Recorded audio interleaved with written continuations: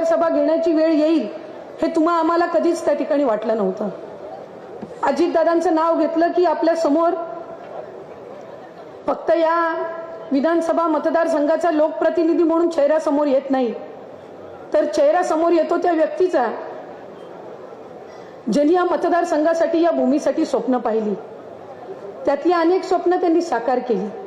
अजितदादांचं नाव घेतल्यावर आपल्या सर्वांच्या समोर ते व्यक्तिमत्व येतं जे आपल्या आधारस्तंभ म्हणून चांगल्या वाईट सगळ्या दिवसांमध्ये आपल्या सोबत उभे राहिले. अजितदादांचं नाव घेतल्यावर आपल्या स्मरणात येतं ती एक बाब की आमच्यासारख्या असंख्य कार्यकर्त्यांना आदरणीय अजितदादांनी तयार केलं, संधी दिली एक लोकप्रतिनिधी म्हणून काम करण्याची.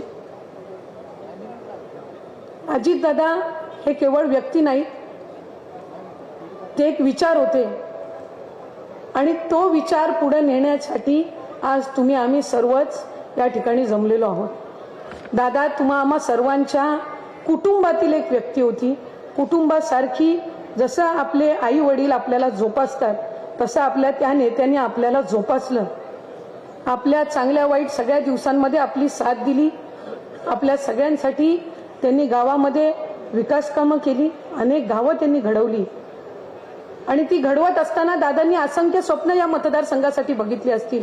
खरं तर माझ्यासारखी एक छोटी कार्यकर्ता, जसं आपण आषाढी एकादशीच्या आधी वारकरी संप्रदायातील सर्व किंवा पांडुरंगरायाची भक्त म्हणून आपण पायी दिंडी काढत असतो, आपण वारीला जात असतो आणि तिथं पांडुरंगरायाच्या चरणी आपण नतमस्तक होत असतो. तशा कुठल्याही लोकप्रतिनिधीसाठी विकासाची पंढरी कुठली तर ती बारामती. आमच्यासारखे असंख्य कार्यकर्ते आज या बारामतीमध्ये येतात.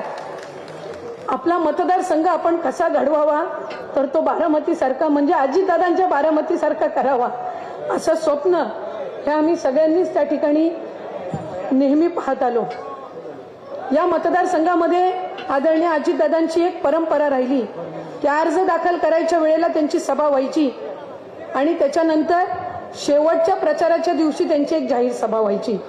आणि ही परंपरा आमच्यासारख्या कार्यकर्त्यांनी गेल्या अनेक वर्षांपासून आम्ही पाहत आलो, आम्ही ऐकत आलो.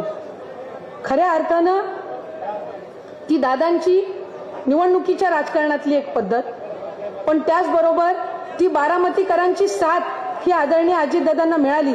याचा उल्लेख मला आजच्या दिनी का करावा असं वाटतो की दादा कधी बारामतीमध्ये स्वतःच्या प्रचारासाठी थांबायचे नाहीत, तर आमच्यासारख्या कार्यकर्त्यांच्या प्रचारासाठी ते विधानसभेच्या निवडणुकीला वेळ द्यायचे.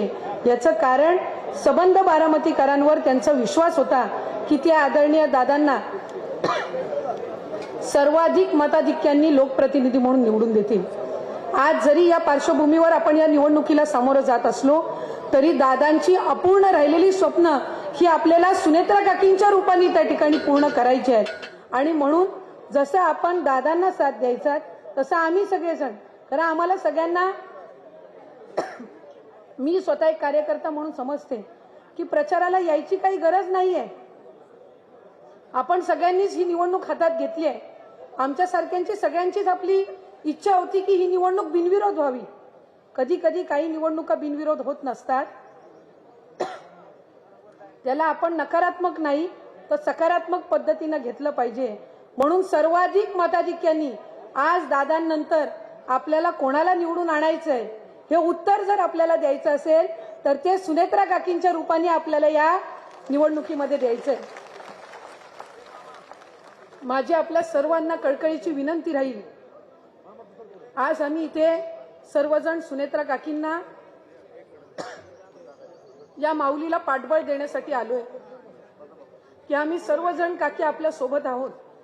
आम्हाला सगळ्यांना दादांनी मार्गदर्शन केलं, आम्हाला सगळ्यांना दादांनी संधी दिली आणि दादांनंतर काय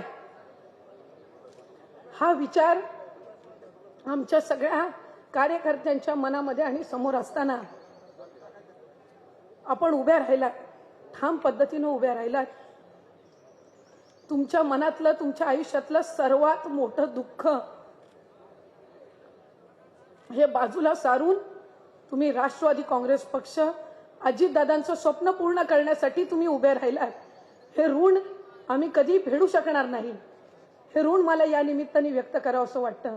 आणि काकी, आज आम्ही सबंध कार्यकर्ते म्हणून आपल्या सोबत आहोत, पण आम्हाला सगळ्यांना विश्वास आहे की ही जी सगळी असंख्य जनता आहे हे सगळे तुमच्या सोबत आहेत. आणि जसं दादांची विकसित झालेली बारामती बघण्यासाठी आम्ही सगळेच जण आजपर्यंत येत राहिलो, तसं पुढच्या कालावधीमध्ये दादांची आणि सुनेत्रा काकींची विकसित झालेली बारामती ही बघायला आम्हाला या ठिकाणी यायचंय. आणि ती संधी ही तुमच्या माध्यमातून आम्हा सगळ्यांना सबंध महाराष्ट्राला त्या निमित्ताने मिळावी अशीच कळकळीची विनंती मी आज या निमित्ताने करते. राज्याची पहिली महिला उपमुख्यमंत्री म्हणून काकी आपल्याला या ठिकाणी संधी मिळाली. आम्हा सगळ्या कार्यकर्त्यांचं नेहमी एक स्वप्न राहिलं, आम्हाला दादांना मुख्यमंत्री म्हणून पाहायचं होतं. आमच्या सगळ्यांची ती इच्छा होती. जरी दादा 6 वेळेला उपमुख्यमंत्री झाले,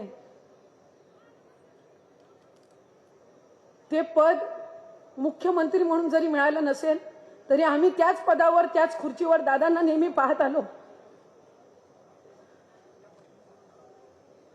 कदाचित हे आमच्या सगळ्यांचं दुर्दैव असेल, कदाचित राज्य म्हणून सुद्धा दुर्दैवी असू शकतं की दादांसारखा मुख्यमंत्री हा कधी लाभू शकला नाही. पण मला खात्री आहे काकी ते स्वप्न तुमच्या माध्यमातून हे पुढच्या कालावधीमध्ये पूर्ण होईल.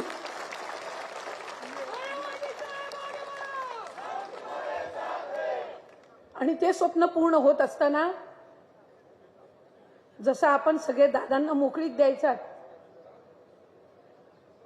की दादा तुम्ही प्रचाराचा शुभारंभ करा, बाकी आम्ही सगळं बघून घेऊ, तसा आज माझ्या उपस्थित असणाऱ्या सर्व लाडक्या माझ्या बहिणींना, दादांच्या लाडक्या बहिणींना माझी विनंती राहील, आज ही माऊली आपल्या घरातली माऊली आहे, आपली ज्येष्ठ बहीण आहे, आपली माऊली आहे असं समजून आपण प्रत्येकीने जबाबदारीने प्रत्येक घरापर्यंत आपण पोहोचलं पाहिजे. आणि सर्वाधिक मताधिक्यांनी एक पहिल्या महिला उपमुख्यमंत्र्याला आपण कसं निवडून आणू शकतो हे आपल्या माध्यमातून आपल्याला दाखवायचं आहे. आणि तो चंग आपण सगळ्यांनी आज या प्रचाराच्या शुभारंभप्रती आपण सगळ्यांनी तो मांडावा आणि त्या पद्धतीने आपण काम करावं अशीच एक दादांची कार्यकर्ता म्हणून मी या ठिकाणी प्रामाणिक विनंती करते. मी सर्व पक्षाचे उपस्थित असणारे सर्व पदाधिकारी यांचे या निमित्ताने ऋण व्यक्त करीन. ज्या ज्या संघटनांनी आज आदरणीय सुनेत्रा काकींना पाठिंबा दिला त्यांचेही मी या निमित्ताने ऋण व्यक्त करीन. आणि सबंध कार्यकर्ते जे अतिशय उत्साहाने खऱ्या अर्थानं आपण सगळ्यांनी दादांना गमावलेला असताना दादांच्या कुटुंबासाठी आपण सर्व तत्पर आहोत. आपण सुनेत्रा काकींच्या आणि दादांच्या कुटुंबाच्या पाठीशी आहोत ही भावना व्यक्त करण्यासाठी आलेल्या प्रत्येक दादाप्रेमी प्रत्येक कार्यकर्त्याची मी या निमित्ताने ऋण व्यक्त करते. आज बारामतीमध्ये प्रचार सभा आयोजित करण्यात आली होती आणि या प्रचार सभेमध्ये आदित्य तटकरे आणि सुनेत्र पवार यांनी जी माहिती आहे ती संपूर्णपणे सांगितली आहे. सोबतच प्रचार सभा ही आदित्य तटकरे यांनी घेतली आणि त्यामध्ये लाडक्या बहिणींचे मुद्दे सुद्धा मांडण्यात आले. तुमच्या खात्यावरती अजूनपर्यंत जी रक्कम जमा झाली नव्हती ती सुद्धा वाटप करणार आहे. सोबतच आता जे पुढे होणारी निवडणूक आहे त्यामध्ये सुनेत्र पवारांना तुम्ही कशा प्रकारे मतदान द्यायचे, त्यासोबत लाडक्या बहिणीची जी योजना आहे ती कशा प्रकारे कंटिन्यू सुरू राहणार याची सुद्धा माहिती त्यांनी दिलेली आहे. व्हिडिओ बघितला नसेल तर व्हिडिओ पुन्हा बघून घ्या आणि चॅनलवरती नवीन असाल चॅनलला सबस्क्राईब केलं नसेल तर नक्की चॅनलला तुम्ही सबस्क्राईब करून ठेवा.